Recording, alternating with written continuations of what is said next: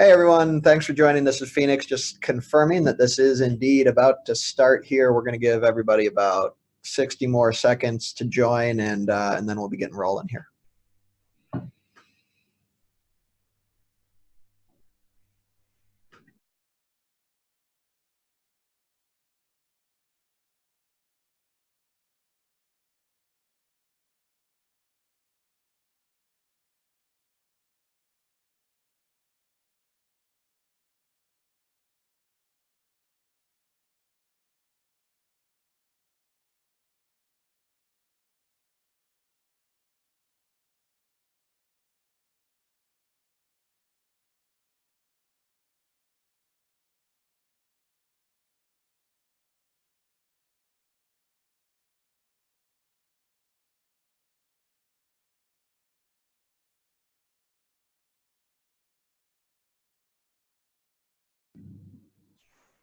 Okay, again, thanks everybody for joining. We're going to get started here. My name is Evan Sengbusch. I'm the president of Phoenix, and welcome all to Phoenix's first ever webinar. So you're part of making history here. Hopefully we won't have any technical issues, but it seems to be working well so far. So again, purpose here is to provide an introduction to neutron imaging as a non-destructive testing capability.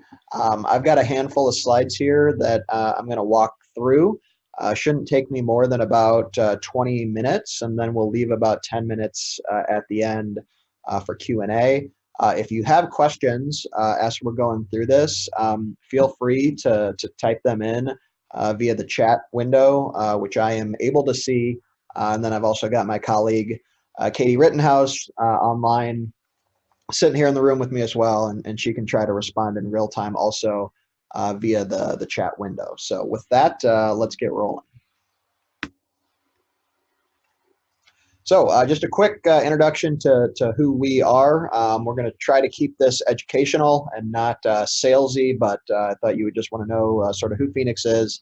We're a sort of mid-stage company. We're based in Madison, Wisconsin. We're currently about 80 people, and our core competency is making high output neutron sources that have a number of different applications in medicine, energy, defense, and of course, the topic for today is non-destructive testing.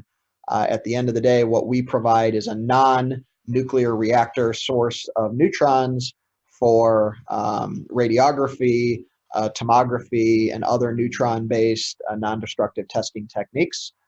We've got about 14 systems either out in the field or currently in production. So this is a newer technology, but we are building and fielding these systems currently, and certainly anticipate that we're going to be getting more of these out into the world soon.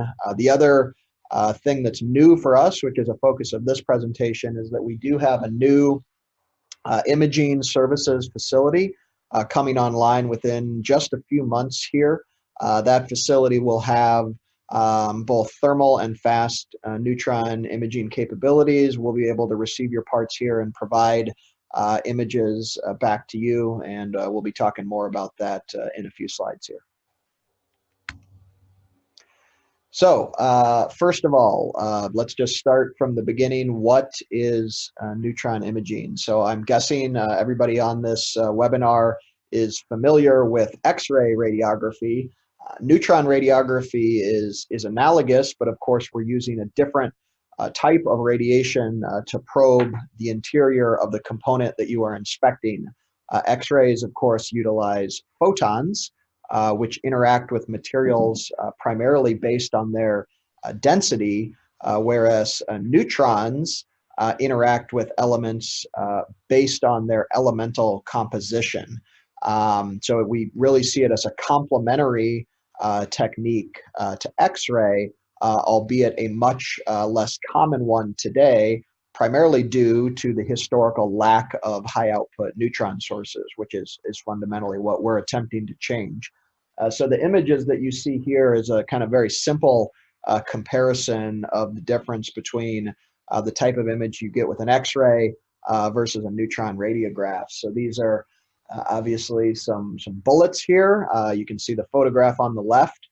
The central image, I think you can see my cursor, is an X-ray radiograph of those parts. I believe it's a 225 kilovolt X-ray there, and then on the right-hand side is the neutron radiograph of those same components. And of course, the fundamental difference that you see there is that the neutrons do a good job of penetrating the exterior metal casing of the shell and visualizing the low density explosive material inside the bullet. So you can see the grains of propellant there, and in fact visualize that one of those bullets failed to get filled. That information is sort of not available from the X-ray, because with the X-ray you're primarily visualizing the high density material, in this case the metal outer shell, as opposed to the low density material on the inside.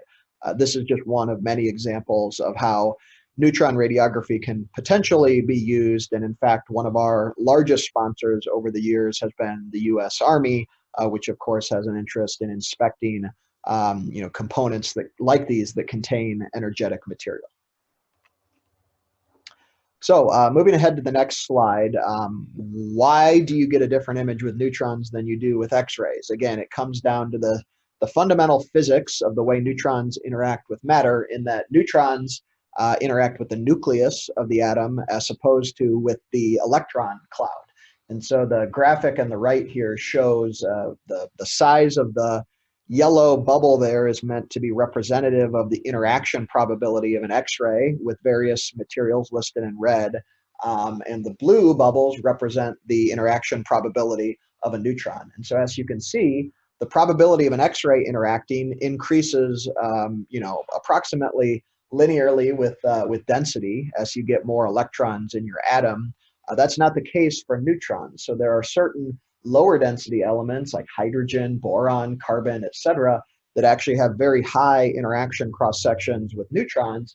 And many high density materials like lead, for instance, actually have a very low interaction probability, which gives neutrons this unique ability to penetrate high density materials and visualize low density materials that are, would otherwise be hidden behind that high density material in a more traditional X-ray type of image. The other unique capabilities, because there are a few of these sort of special elements, in particular gadolinium and boron, that have an interaction probability with neutrons that is literally thousands of times higher than any other element.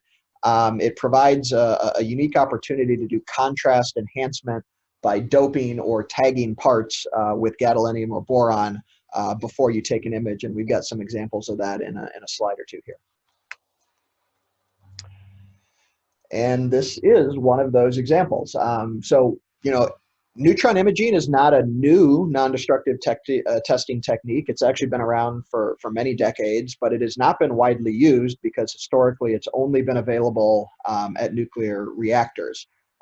Currently, the largest commercial application in which neutron imaging is used today is turbine blade inspection. So on the right-hand side there, some of you may recognize that as a turbine blade that goes into the hot section of a jet aircraft engine. And this is one of the components that is currently neutron radiographed in production at nuclear reactors.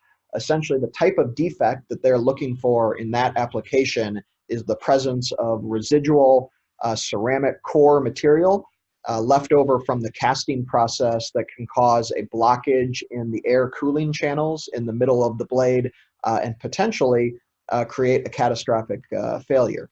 This is one example where the use of gadolinium as a tagging agent is employed. So what's done currently is that these cooling channels are rinsed with a solution containing gadolinium, and that gadolinium will attach to the residual ceramic material, which is the problematic stuff that we want to visualize. You then image the blade that has been tagged with gadolinium, and when the neutrons interact with the gadolinium that is sticking to that residual ceramic, it lights up very brightly. So we've got a couple of small pieces of residual ceramic that we've highlighted there with the yellow circle that show residual core material that's certainly big enough defects that this would cause a catastrophic failure of this particular part. If you were to take an X-ray of this same part, that small amounts of ceramic would certainly not be visible because you just simply wouldn't be able to see the lower density ceramic underneath the relatively dense nickel superalloy, which is the material that this blade is composed of. And so this is one of those examples where you're able to detect a certain type of defect, in this case a very important one, with neutrons, whereas other non-destructive testing techniques are unable to do so. And part of what we're trying to do with our source is make neutron imaging more broadly available to the NDT community now that there's ways to get access to neutrons other than going to a nuclear reactor, which is a good segue to the next slide here. So like I said, there really has been, neutron imaging has been around for a very long time. Typically, it's been run out of research reactors, which are increasingly sparse. So there's only a few places left in the world that offer neutron imaging as a commercial service out of nuclear reactors, because most of the reactors, in this country and abroad are very old. We're not really building new ones, and they're shutting down, which is, really a problem in terms of limiting access to neutron inspection, and was part of the motivation for our company developing a new supply of neutrons that does not require any radioactive material. So the way we generate neutrons is very analogous to the way that X-rays are made in other non-destructive testing systems. We essentially accelerate a beam of ions into a target, and we utilize nuclear reactions to generate neutrons, and then we thermalize or moderate the energy of those neutrons, collimate them, and create a beam that is suitable for imaging, very analogous to what is available at reactors today, but at a small fraction of the total size and cost of a nuclear reactor. These are some additional examples here of gadolinium tagging. So on the far left image, you can see a turbine blade before the tagging process. And then in B and C, you can see some images with some blue arrows highlighting some residual ceramic core inside the cooling channels of this blade, to which some gadolinium stuck during the tagging process. Again, this is the type of defect that would certainly cause this blade to be rejected. This is by far the highest volume use of gadolinium tagging or doping as an inspection technique, but I think as neutrons become more accessible, there's a number of other applications where potentially this technique could be applicable when you want to find the presence of very small quantities of low density material inside dense metallic components. Here's another example of, I'd say, a more developmental application. So we've actually collaborated with United Technologies Corporation, Global Research Laboratories out in Connecticut. We've got a paper that's being presented, I believe this summer, at a ceramic matrix composites conference on this particular application, which was an attempt to visualize imperfections from the manufacturing process in some boron nitride ceramic matrix composite materials that they're currently developing. So what you see here is a sample coupon. On the left-hand side, you see an X-ray of that part, and on the right-hand side, you see a neutron image taken here at Phoenix of that same part. You can see the small, sort of lighter colored variations on the right-hand side of the neutron image, which are essentially tooling ports that are visible, and these are generated through the manufacturing process and are actually quite problematic in terms of the performance of this material when it's actually implemented into a product. And they've been really struggling to visualize these defects with traditional NDT techniques like X-ray or otherwise. So this is just one example of a developmental application where we're potentially looking at expanding the use of neutrons. Looks like we've got a question on part size. So that coupon there if I recall correctly, is probably on the order of maybe 10 centimeters in sort of the length dimension, roughly. Okay, flipping ahead, and I guess I should comment on sort of the range of part sizes that are useful for this application. It's I guess another good point to make. So right now, the field of view that we offer at the Neutron Imaging Facility that I'll talk about in a moment here is based off of sort of traditional X-ray, digital detector, and film sizes. So right now, our imaging port fits a standard 14 by 17 inch piece of film or CR cassette. That's not necessarily limited by the neutron source itself, but we've really just designed it to integrate with existing off-the-shelf detector technology. So parts that fit in that window are easily done. We can certainly accommodate larger parts as well and potentially do a sort of a multi-frame shot. In terms of depth and penetration, thermal neutrons are well suited for parts that are up to maybe 2 to 3 inches thick of dense, material. You can get that type of penetration with thermal neutrons. If you have parts that are thicker or larger in diameter, you would want to switch over to fast neutrons. We will have both capabilities at Phoenix. Fast neutrons can penetrate, much larger components. We're looking at inspecting systems that have diameters on the order of 30 to 50 centimeters, so very thick parts that require penetration beyond even what is achievable with some very high energy X-ray systems. So what you see here on slide 9 is a rendering of the Phoenix Neutron Imaging Center, which we're certainly excited about bringing online in the near future here. And then in the lower right-hand corner is actually a photograph that was taken within the last couple days. So building is done. We're in the process of getting all the electrical and mechanical stuff finished on the inside. And we anticipate this facility being fully online and operational commercially by the fourth quarter of this year. So we're currently targeting an October timeframe to start accepting parts. This facility is licensed to accept energetic materials. So again, one of our major funding sources is the Army. We will be able to accept parts with energetic materials. We will also have an X-ray CT capability in-house as well. 450 kilovolt microfocus X-ray system with computed tomography capabilities. As I mentioned, we'll have both fast and thermal neutron imaging, both planar radiography on the thermal and the fast side, and we're also currently developing a tomography capability on the fast neutron imaging side as well. And we will have the ability to tag your parts with gadolinium for those applications where it makes sense. The facility is an ISO 9001 and AS 9100 certified facility as well. So just a couple slides left here, and I'll open it up to Q&A. Just want to touch on some of the sort of additional capabilities. So the focus of this presentation and most of the images you've seen have been on thermal neutron imaging. However, as I mentioned, we are also developing a fast neutron imaging capability. This is geared towards larger components that require much greater penetration.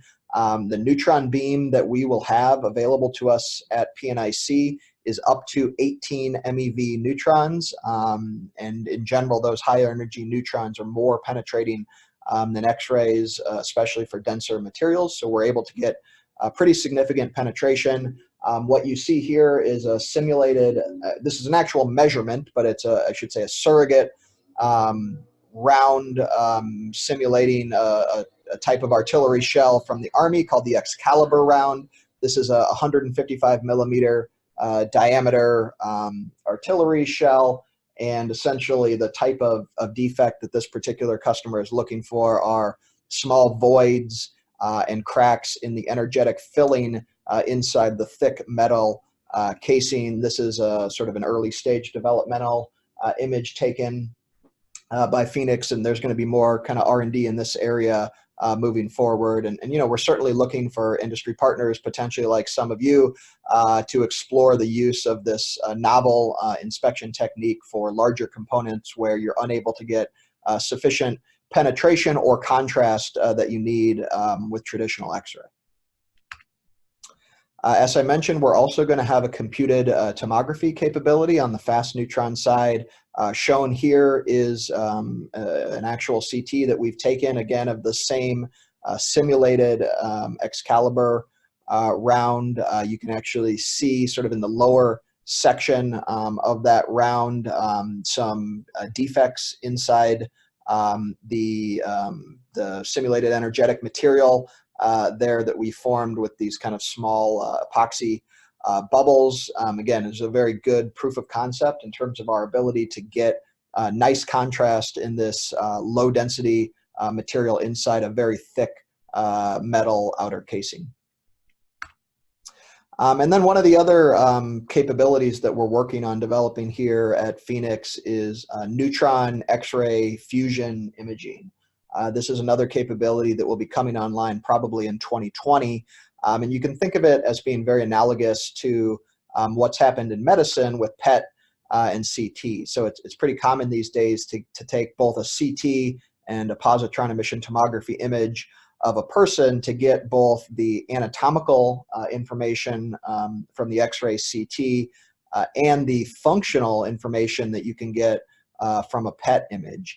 Similarly, X-rays and neutrons provide different information and potentially are more powerful when combined. And so we are working on bringing online a capability here that will allow us to fuse both a neutron and a CT, initially an image, and then ultimately potentially even a 3D tomograph that combines the information of both neutrons and X-rays to give you a very capable inspection capability. So final slide here, and I'm going to wrap it up and open up for questions. I guess this is just my final sales pitch here, that we do have a new facility online that will offer both thermal and fast neutron imaging capabilities, as well as X-ray CT. We're interested in sort of developing some early industry partnerships to sort of explore how this technology can be useful to the broader non-destructive testing community in those cases where X-ray or ultrasound or other NDT methodologies are struggling for one reason or another. Purpose here today was really to give you an overview of the types of applications where neutron imaging would be relevant. And we're certainly interested in dialoguing with you and exploring ways in which this capability may be useful to the inspection challenges that you all face on a daily basis. So if you have ideas or want to learn more, we've got a link there that you can click on and get in touch with us, myself, Katie, or others, and hopefully find an opportunity to get some parts from you out to Phoenix and do some test imaging and sort of prove out if or how this technique might be relevant to your inspection needs. So with that, I'm going to close out. And again, I really appreciate everybody joining for the webinar. It looks like we've got some questions here, so I'll start fielding those. Justin has asked, are we NADCAP accredited? Short answer is not yet, but we are working towards NADCAP accreditation and anticipate that we will have it by 2020, but probably not before the end of this year. That's the defect recognition in CT, asking what software we're using. Got it. Yeah. So question on volume graphics. So we're familiar with volume graphics. That's not currently what we're using. Justin, we have some in-house capabilities that are currently under development, though we do know the volume graphics guys, and they do great work. And I think that's one of the commercial off-the-shelf options that we'll be exploring as well. If you have other questions, you can submit them either via the question box or through the chat window. We've got a few minutes left here, and if it's a question that's better handled one-on-one, like I said, you're also welcome to reach out to Katie or to myself directly. You can find us easily on our website. Katie's email is listed there, and you all know how to use the internet to find us, I'm sure. Looks like Justin's got a follow-up to the ADR question there. Yep, looks like just a comment. Another thing that I didn't, I guess, touch on that's relevant while we've got a little time here in terms of the detector side of things. So we should mention that PNIC is going to have both film and digital detector capabilities. So right now in the broader neutron community, film is still the gold standard. So the single emulsion AGFA D3SC film is sort of the highest resolution non-destructive testing industrial film out there. We use that in conjunction with a gadolinium metal conversion screen to produce images. We also have a digital imaging capability in-house, which is a CR system. So Fuji does actually manufacture neutron sensitive CR plates, which we have available here. And then we're also doing some R&D right now on some kind of flat panel options that are neutron sensitive as well. Looks like we've got a question from Tyler on shot time for reactors versus our system. And so right now it takes about 5 minutes to get a neutron image at a reactor. Most reactors have one beam port, so the throughput is effectively kind of one image per 5 minutes. At our facility, it will take about 1 hour to get an equivalent quality image from a single port. However, our facility will have 10 ports available that can shoot in parallel, such that over the course of an hour, we'll be able to generate 10 images, which leads to an effective imaging time of about 5 minutes per image. So ultimately, one Phoenix system from an imaging throughput standpoint, you can think of as being very comparable to one beamline on a nuclear reactor.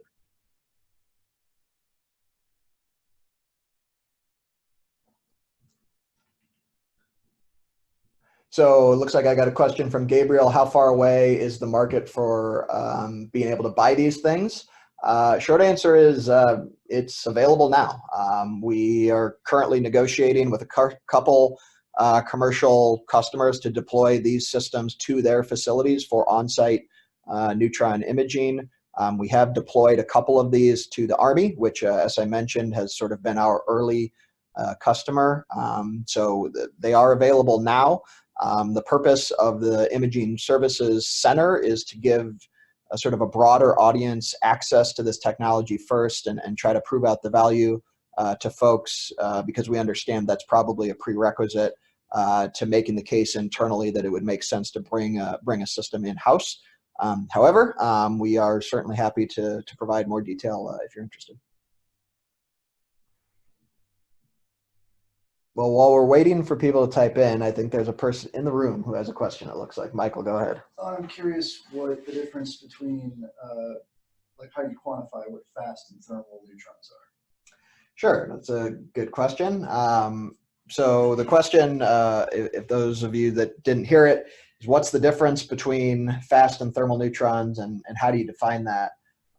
Thermal neutrons are neutrons that are effectively at room temperature, meaning they've been slowed down to a fraction of an electron volt, which for those of you that are used to thinking in terms of X-ray sounds probably like a very low energy, not even in the kilovolt range. We're down in the sub EV range.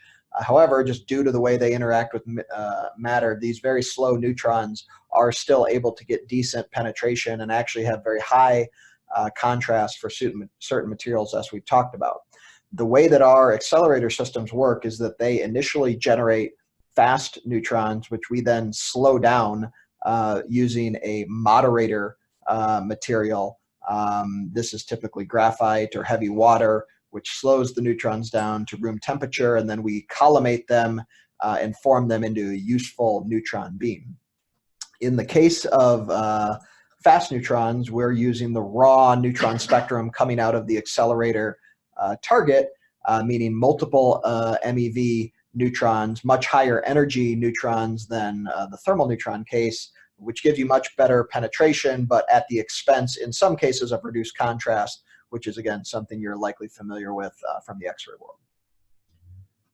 So it looks like we got a couple other questions coming in here. So question from John, what is the typical footprint of a neutron system? Is shielding required? So answering the second question first, yes, shielding is required. You can think of these as being analogous to a high energy X-ray system in terms of the facility and shielding requirements. So typically we use concrete as our primary shielding medium. For one of these systems, you're going to need concrete walls that are probably 3 to 4 feet thick, so fairly robust shielding requirements. In terms of the footprint of the system itself, the bunker footprint that we're looking at typically is going to be on the order of at least probably 20 by 40 feet type of footprint. That includes sort of the shielding walls and all of the equipment for the imaging setup and the accelerator and whatnot. So these are relatively large systems, at least in comparison to kind of a low energy X-ray unit. Other question coming in, was asking about the boron example and asking what the pattern was. So the pattern, that was the uneven distribution of the boron nitride in that composite matrix that was formed throughout the manufacturing process. And it was, I think basically an artifact of the tooling that was used in the manufacturing process. So apologize, I don't have more detail than that, in that it came from, again, our collaborator UTC in that case, but ultimately that's what it was. Michael could answer in more detail. Okay, got a couple other questions coming in. Peter asks, can you elaborate on the N-ray and X-ray data fusion capability as related to data capture? So currently, what we're planning to do is we have on the fast neutron side a 450 kilovolt X-ray beam that is perpendicular to the fast neutron beam line, such that we'll be able to take X-ray data and neutron data of the same component from the same projections, utilizing our tomography turntable, and then in post-processing we will combine the neutron and the X-ray data to give you a fusion image that potentially allows you to kind of use a scroll bar, if you will, to kind of adjust between a pure X-ray image, a pure neutron image, or some type of hybrid. And again, to be clear, that particular capability is still in a developmental phase. I wouldn't say it's quite ready for commercial prime time, but it is, I guess, a next-gen effort that we're particularly excited about here at Phoenix. Other question from Antoinette. Tony, it looks like, wants to know, do we provide classroom training for using your equipment and imaging? The answer is we've actually got a short course on neutron imaging that is going to be offered at the ASNT annual meeting this October in, where is it? Vegas, I think. In Vegas. So that'd be a great opportunity for people that are interested in learning more about neutron imaging, and you're going to be at that conference. That is something that will be available. As of right now, we don't have a training course available at Phoenix, but we do have some connections to some people that may be able to help you out if you're interested in a more robust neutron training course. And if that's the case, just reach out to us and we'll get you connected to the right folks. So next question, asking about costs for these systems. What is the capital cost, excluding the wall, shielding, etc.? That's a difficult question in that there's really a broad range of outputs for these systems depending on your throughput and resolution requirements. So, the cost of a complete system could literally vary by an order of net magnitude or more, depending on what you're looking for. It's probably comparable to, higher end X-ray CT systems. So certainly not, trying to indicate that this is a inexpensive system. It is a pretty robust investment in terms of a non-destructive testing capability, but I'm hesitant to throw out just a single number because there is such a broad range in terms of price depending on the exact capability. However, we're more than happy to provide budgetary estimates to folks if you want to reach out to us by email or by phone and just give you a little more info on sort of what your capability requirements are in terms of throughput and resolution, and we can try to at least give you a ballpark figure to use. In terms of payback period, that's of course really, I think, dependent on the application and what you're using it for, but would certainly be willing to help you work through that as well. I got another question about the detectors, which is a good point. I failed to mention. Question is what type of detectors we use. So historically in neutron imaging, film has been the workhorse, and it's still the most widely detector technology. We will have film capabilities here, so we use traditional NDT film. I believe it's the AGFA D3 SC single emulsion industrial film. We couple that with a gadolinium metal conversion screen, which is the neutron sensitive material. And again, this has been kind of the gold standard for many years. We also will have a digital imaging capability, in particular CR, computed radiography plates. Fuji does manufacture a neutron sensitive CR plate that is compatible with their standard off-the-shelf CR readers. And then in addition to that, we also have been doing some development on flat panel digital imagers. So again, these are the same types of DDAs that you're used to working with X-ray, just using a different neutron sensitive scintillator as opposed to an X-ray sensitive scintillator.